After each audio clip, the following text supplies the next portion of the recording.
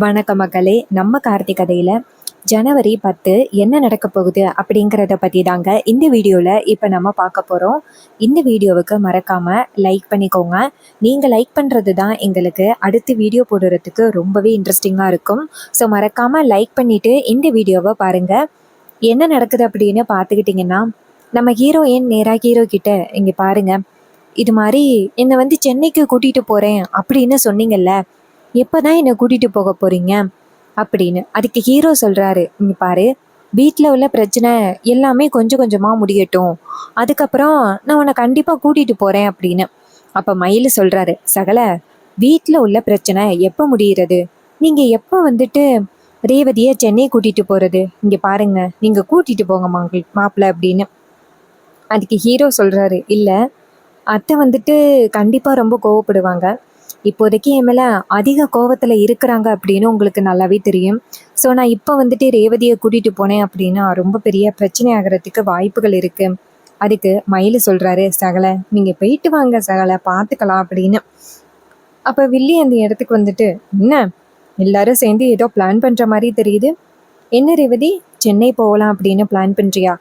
இங்கே பாரு, அக்காக்காரி இருக்கிற வரைக்கும் கண்டிப்பாக உன்னால் எங்கேயுமே போகவே முடியாது. நீ தேவையில்லாம மனசுல ஆசையை வளர்த்துக்கிட்டு இருக்காம அக்கா சொல்றதை கேட்டுட்டு இவனை விவாகரத்து பண்றதுக்கான வழியை பாரு. அதை விட்டுட்டு தேவையில்லாம கற்பனை எல்லாம் பண்ணிக்கிட்டு இருக்காத. ராஜா சொல்றாரு, இங்க பாரு சந்திரா, நீ உன் புருஷன் கூட வாழாம உன் அக்கா கறிய பழி வாங்கணும் அப்படின்னு சொல்லி இங்கவே அட்டைப்பூச்சி மாதிரி ஒட்டிக்கிட்டு திரியிற. ஆனா என் பொண்ணு அப்படி இருக்க முடியுமா? அவ புருஷன் கூட சேர்ந்து சந்தோஷமா வாழணும். உனக்கு இந்த கல்யாண வாழ்க்கையெல்லாம் பற்றி எதுவுமே தெரியாது, அதனால தான் நீ இப்படி பேசுகிற. அப்போ சந்திரா சொல்கிறாங்க, என்னமாம்மா இப்போ நீங்களும் ரொம்ப வாய் பேச ஆரம்பிச்சிட்டீங்க போல. இங்கே பாருங்க, இந்த விஷயத்த மட்டும் அக்கா கிட்ட சொன்னேன் அப்படின்னா என்ன ஆகும் அப்படின்னு உங்களுக்கு தெரியுமா? அதுக்கு நம்ம ஹீரோ நேராக வில்லியை பார்த்து, இங்கே பாருங்க, உங்ககிட்ட நான் சவாலே விடுறேன். இன்னும் 2 நாளையில ரேவதியை நான் சென்னைக்கு கூட்டிகிட்டு போகிறேன். உங்களால் என்ன பண்ண முடியுமோ பண்ணிக்கிடுங்க அப்படின்னு. அப்போ வில்லி சொல்கிறாங்க, நான் அக்கா கிட்ட போயிட்டு இப்போவே சொல்கிறேன். அப்போ ஹீரோ சொல்கிறாரு, ஓ, அதுக்குள்ளே பயம் வந்துருச்சோ?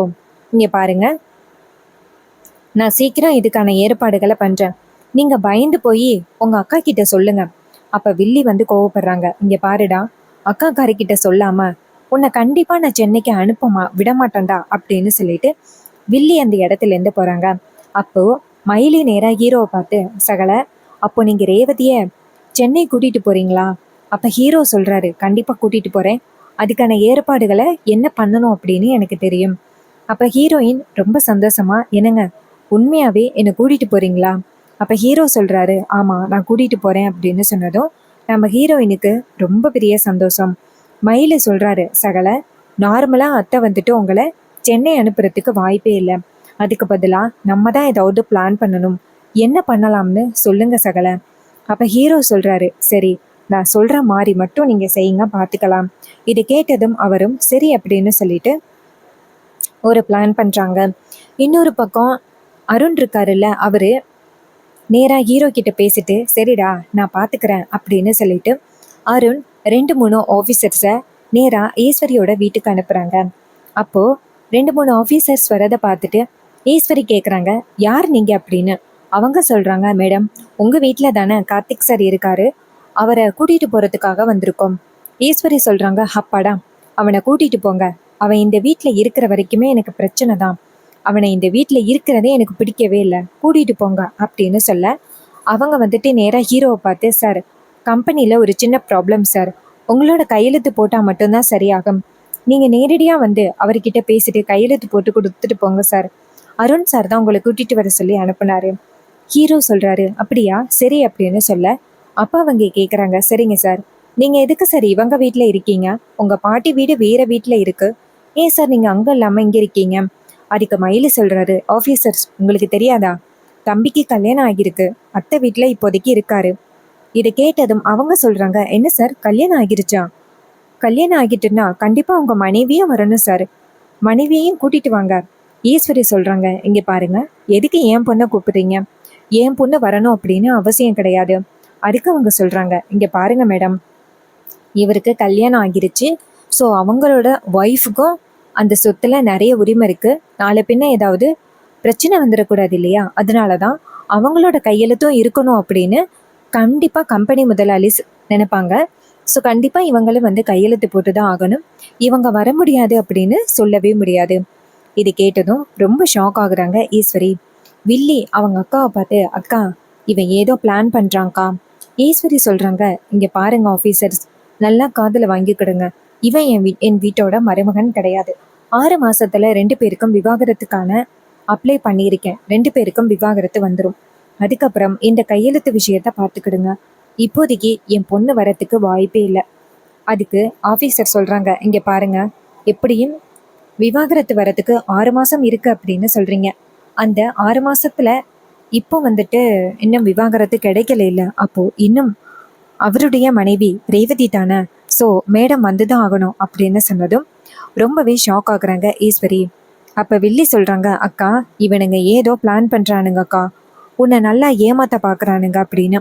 அப்போது ஆஃபீஸர் சொல்கிறாங்க, இங்கே பாருங்க, உங்களுக்கு இந்த லீகல் விஷயம் எதுவுமே தெரியாது போல, அதனால தான் நீங்கள் இப்படி புலம்புறீங்க. இங்கே பாருங்க மேடம், ஒருவேளை நீங்கள் ரேவதியை அனுப்பலை அப்படின்னா நாளை பின்ன உங்களுக்கு தான் ஏதாவது பிரச்சனையாகும். அதுக்காக நாங்கள் கண்டிப்பாக வரமாட்டோம். இதை கேட்டதும் ராஜா சொல்கிறாரு, ஈஸ்வரி ஏதோ பிரச்சனையெல்லாம் வரும்னு சொல்கிறாங்க. இப்போ தான் நம்ம வீட்டில் நிறைய ப்ராப்ளம் கொஞ்சம் கொஞ்சமாக தீர்ந்துக்கிட்டு வருது.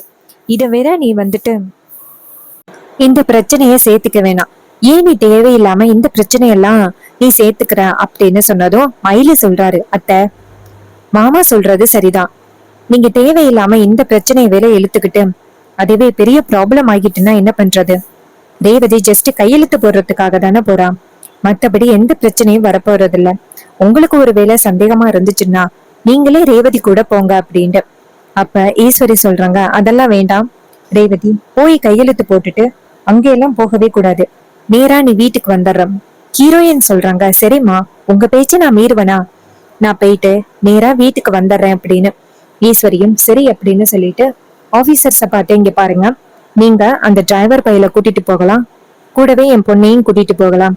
உடனே அவங்களும் சரிங்க மேடம் அப்படின்னு சொல்லிட்டு நேரா ஹீரோவை பார்த்து, சார் உங்களோட திங்ஸ் எல்லாம் நீங்க பேக் பண்ண வேண்டியல, உங்களுக்கான பேக்கிங் எல்லாத்தையுமே பாட்டி பார்த்துக்கிட்டாங்க, மேடத்தோட பேக்கிங் மட்டும் நீங்க பார்த்தா போதும்.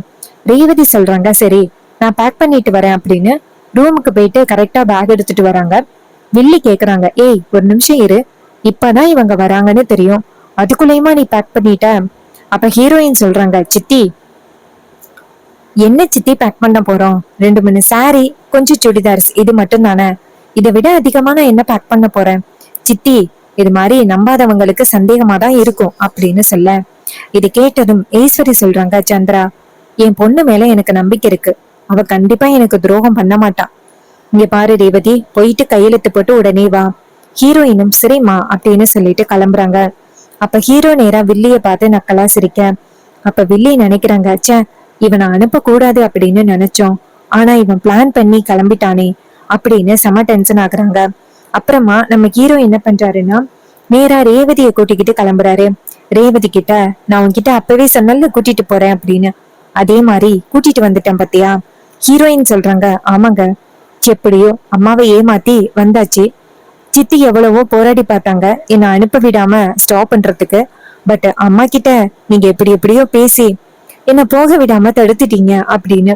அப்ப ஹீரோயின் சொன்னதை கேட்டுட்டு ஹீரோ சொல்றாரு, சரி வா போகலாம் அப்படின்னு சொல்லிட்டு 2 பேருமே சேர்ந்து சென்னை கிளம்புறாங்க.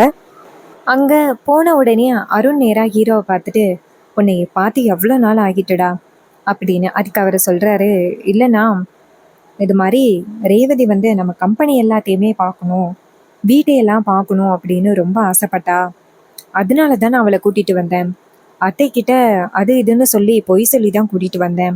அருண் சொல்றாரு, பரவாயில்லடா, அத்தை தானே, அதெல்லாம் அப்புறம் பார்த்துக்கலாம், வாமா ரேவதி நல்லா இருக்கியா அப்படின்னு சொல்ல, ஹீரோயின் சொல்றாங்க, நான் நல்லா இருக்கேன், நீங்க நல்லா இருக்கீங்களா அப்படின்னு சொல்லிட்டு, அக்கா எங்க அப்படின்னு சொல்ல, அவரு சொல்றாரு, உங்களுக்காக தான் கோவிலுக்கு போயிருக்கா, இன்னும் கொஞ்ச நேரத்துல வந்துருவா, நீங்க இவ்வளவு சீக்கிரம் வருவீங்க அப்படின்னு அவளுக்கு தெரியாது, கொஞ்சம் லேட் ஆகும் அப்படின்னு நினைச்சுதான் அவ போனா, இல்லைன்னா இந்நேரம் கையில ஆரத்தியோட காத்துக்கிட்டு இருப்பா அப்படின்னு சொல்ல, அதுக்கு ஹீரோயின் சொல்றாங்க, அப்படியா அப்படின்னு. அதே நேரத்துல மீனாட்சி அந்த இடத்துல வந்துட்டு 2 பேரையும் பார்த்துட்டு ரொம்ப சந்தோஷப்படுறாங்க. வாங்க வாங்க இப்பதான் வந்தீங்களா அப்படின்னு 2 பேருக்குமே ஆரத்தி எடுக்கிறாங்க. அப்போ நம்ம ஹீரோயின் சொல்றாங்க, இவங்க தான் மீனாட்சி அக்காவா அப்படின்னு சொல்ல, ஹீரோ சொல்றாரு, ஆமா இவங்க தான் மீனாட்சி அக்கா அப்படின்னு சொன்னதும் மீனாட்சி சொல்றாங்க, ரேவதி உன்னை தான் பார்க்கணும் அப்படின்னு நான் ரொம்ப ஆசையா காத்துக்கிட்டு இருந்தேன். அத்தை உன்னை பத்தி தான் எப்போ பார்த்தாலும் பெருமையா சொல்லிக்கிட்டு இருப்பாங்க. என் மருமக இப்படி, என் மருமக அப்படி அப்படின்னு நிறையவே உன்னை பத்தி சொல்லிக்கிட்டே இருப்பாங்க. உன்னை எப்படியாவது இந்த வீட்டுக்கு கூட்டிட்டு வரணும் அப்படின்னு தான் அவங்களுக்கு ஆசை. பட் அவங்க இருக்கும் பொழுது இது நடக்காம போயிருச்சு. இல்லாத பொழுதுதான் இப்படி நடக்குது. ஆனா அத்தியோட ஆசீர்வாதம் உங்க 2 பேருக்குமே எப்பவுமே இருக்கும் அப்படின்னு நினைக்கிறேன். அதுக்கு அருண் சொல்றாரு, ஆமா கார்த்தி, கண்டிப்பா அம்மாவோட ஆசீர்வாதம் உனக்கு எப்பவுமே இருக்கும் அப்படின்னு சொல்ல, ஹீரோ சொல்றாரு சரி அப்படின்னு. அதுக்கப்புறம் வந்துட்டு மீனாட்சி நேரா 2 பேருமே வீட்டுக்குள்ள கூட்டிட்டு போயிட்டு ரேவதியை சாமி ரூமுக்குள்ள கூட்டிட்டு போயிட்டு அங்க உள்ள விளக்கை ஏத்த சொல்றாங்க. ஹீரோயின் விளக்கு ஏத்துறாங்க. ஸோ இதை பார்த்துட்டு அருண் ரொம்ப சந்தோஷப்படுறாரு. இதெல்லாம் எத்தனை நாள் நடக்கணும் அப்படின்னு நம்ம காத்துக்கிட்டு இருந்தோம். இது எல்லாமே இப்ப நடக்கிறத பார்த்துட்டு எனக்கு ரொம்ப சந்தோஷமா இருக்கு அப்படின்னு சொல்லிட்டு அருண் ரொம்ப ஹாப்பியா பேசுறாரு. அப்ப மீனாட்சி சொல்றாங்க, சரி வாங்க அத்தியோட போட்டோ கிட்ட போயிட்டு சாமி கும்பிடலாம் அப்படின்னு சொல்லிட்டு எல்லாம் அபிராமியோட போட்டோ கிட்ட போயிட்டு சாமி கும்பிடுறாங்க. அப்போ ஹீரோ அபிராமியோட போட்டோவை பார்த்துட்டு கண் கலங்குறாங்க. அப்ப ஹீரோயின் ஹீரோவை வந்து சமாதானப்படுத்துறாங்க. அப்ப மீனாட்சி சொல்றாங்க, தம்பி மேல அந்த அளவுக்கு அத்தை பாசமா இருந்தாங்க, ஆனா கடைசி நேரத்துல இப்படி ஆகிருச்சு. அதுக்கு ஹீரோ சொல்றாரு, எங்க அம்மாவோட இந்த நிலைமைக்கு யாரு காரணமா இருங்காங்களோ அவங்கள விடமாட்டேன் அப்படின்ட்டு. அதுக்கு அருண் சொல்றாரு, ஆமா கார்த்தி, அவங்கள கண்டிப்பா விடக்கூடாது அப்படின்னு சொல்லி பேசிக்கிட்டு இருக்காங்க. அதுக்கப்புறம் மீனாட்சி சொல்றாங்க, சரிங்க தம்பி, ரேவதிக்கு உங்களோட கம்பெனி எல்லாத்தையுமே சுத்தி காமிங்க, அதுக்கப்புறம் இந்த வீட்டையும் சுத்தி காமிங்க அப்படின்னு சொல்ல, ஹீரோவும் சரி அப்படின்னு சொல்லிட்டு நேரா ஹீரோயின் கிட்ட சரி வா அப்படின்னு சொல்லிட்டு வீட்டை சுத்தி காமிக்கிறாரு. ஹீரோயின் வீட்டை எல்லாத்தையுமே பார்த்துட்டு ரொம்ப சந்தோஷப்படுறாங்க. இவ்வளவு பெரிய வீட்டை நான் இது வரைக்கும் பார்த்ததே இல்லை.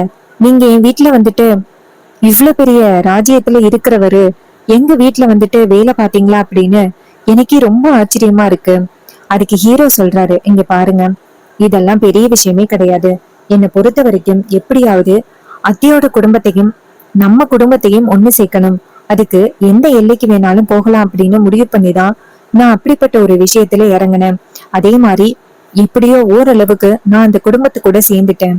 இப்போ எப்படியாவது அத்தை கிட்ட உண்மையை நிரூபிக்கிறது மட்டும்தான் மிச்சம். பட் கூடிய சீக்கிரம் நான் உண்மையை நிரூபிச்சிருவேன் அப்படின்னு சொல்ல, ஹீரோயின் சொல்றாங்க, கண்டிப்பா நீங்க உண்மையை சீக்கிரம் நிரூபிச்சிருவீங்க அப்படின்னு எனக்கு நம்பிக்கை இருக்கு. பட் சித்தி தான் இடையில புகுந்து தேவையில்லாத பிரச்சனைகள் எல்லாத்தையுமே பண்ணிக்கிட்டு இருக்காங்க. அதுக்கு ஹீரோ சொல்றாரு, அதெல்லாம் கூடிய சீக்கிரம் முடிவு கட்டிடலாம், நீ கவலைப்படாத அப்படின்னு சொல்ல, ஹீரோயினும் சரி அப்படின்னு சொல்றாங்க. அண்ட் இந்த கதை உங்களுக்கு பிடிச்சிருந்துச்சுன்னா இந்த வீடியோவுக்கு மறக்காம லைக் பண்ணிக்கோங்க. நீங்க லைக் பண்றதுதான் எங்களுக்கு அடுத்த வீடியோ போடுறதுக்கு ரொம்பவே இன்ட்ரெஸ்டிங்கா இருக்கும். ஸோ மறக்காம லைக் பண்ணிட்டு இந்த வீடியோவை பாருங்க. நீங்க பார்த்துக்கிட்டு இருக்க இந்த ஹேம்பர் ரொம்பவே சூப்பரா இருக்குல்ல. பிக் சைஸ் ஃப்ளவர் கிளிப் ஒன்று, அடுத்ததா medium size flower clip and 2 சூப்பரான blue colour flower clips, 1 big size butterfly clip, small size butterfly clip, 1 star clip, 1 sunflower clip, 2 mini size flower clips and 1 star clip, 1 catchy clip அப்படின்னு இது எல்லாமே உங்களுக்கு ரொம்பவே சூப்பரான affordable ரேஞ்சில் உங்களுக்கு கிடைக்கும். ஸோ உங்களுக்கு இதே மாதிரி இன்னுமே ஆஃபர்ஸ் பற்றி தெரிஞ்சுக்கணும் அப்படின்னா மறக்காமல் கமெண்டில் ஆர்டர் பண்ணுங்கள். இந்த இமேஜில் உள்ள எல்லாமே சேர்த்து 99 ருபீஸ் மட்டும்தாங்க. இதில் big size flower clip, medium size flower clip, அதை விட சின்ன size flower clip, 2 star clip, 1 heart shape clip, அடுத்து 1 clock clip, 1 black colour butterfly clip, blue colour butterfly clip, 2 sunflower clip, 2 mini size flower clips, 1 hair band, இது எல்லாமே சேர்த்து 99 ருபீஸ்க்கு உங்களுக்கு நாங்கள் கொடுக்குறோம். ஸோ உங்களுக்கு வேணும் அப்படின்னா மறக்காம கமெண்ட்ல ஆர்டர் பண்ணுங்க. இதே மாதிரி இன்னுமே நிறைய சூடான ஆஃபர்ஸோட உங்களை அடுத்தடுத்த வீடியோல பார்க்குறேன். இதே மாதிரி இன்னுமே அப்டேட்ஸ் வேணும் அப்படின்னா சேனலை மறக்காம ஃபாலோ பண்ணுங்க. தேங்க்யூ ஃபார் வாட்சிங்.